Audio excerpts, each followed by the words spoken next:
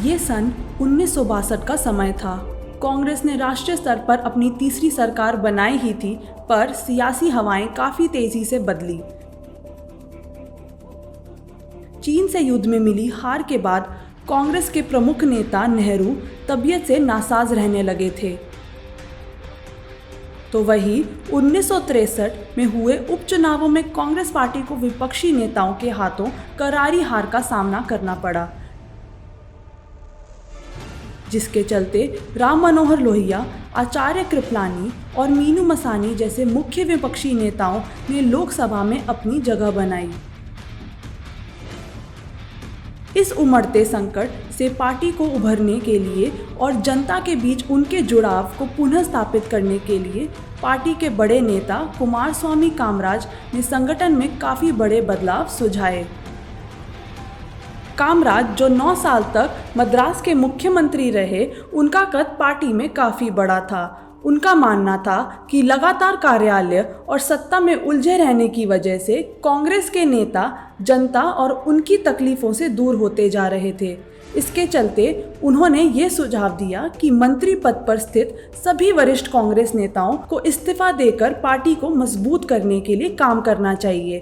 कहने को ये एक काफ़ी क्रांतिकारी विचार था, पर अपने इरादों की दृढ़ता दिखाते हुए खुद कामराज ने अपने पद से इस्तीफा दिया।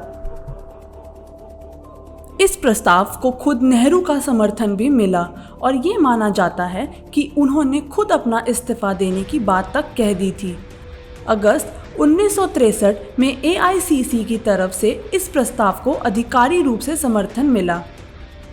उसके बाद ही करीब 6 केंद्रीय मंत्रियों ने अपना इस्तीफा दिया, जिनमें लाल बहादुर शास्त्री, जगजीवन राम, मोरारजी देसाई जैसे दिग्गज नेता शामिल थे।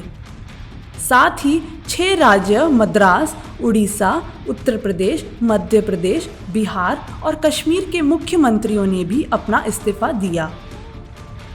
कामराज प्लान का मुख्य उद्देश्य था कि सभी पार्टी सदस्यों में ये बात घर करा दी जाए कि राजनीति का मुख्य लक्ष्य जनता की सेवा है और सत्ता से और किसी भी तरह का लगाव सिर्फ चुनौतियों को बढ़ावा देना होगा। कामराज की केंद्र स्तर पर ज़रूरत को समझते हुए उन्हें 1964 में कांग्रेस पार्टी का प्रेसिडेंट बनाया गया, जो पद उन्होंने 4 साल तक संभाला। वह कामराज की नेतृत्व क्षमता ही थी, जिसके चलते नेहरू के निधन के बाद पार्टी और देश की कमान बिना किसी कड़े विरोध के लाल बहादुर शास्त्री को सौंपी गई और उनके बाद इंदिरा गांधी को। इसके चलते कामराज को भारतीय राजनीति में किंग मेकर का टाइटल भी दिया गया।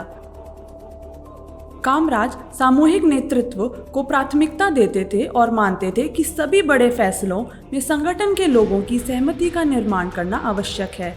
इंदिरा गांधी के कार्यकाल के दौरान कांग्रेस पार्टी ने इस विरासत को खो दिया और कांग्रेस एक ऐसी पार्टी के रूप में तब्दील हुई जहां नेहरू गांधी फैमिली को सर्वोपरि माना जाने लगा।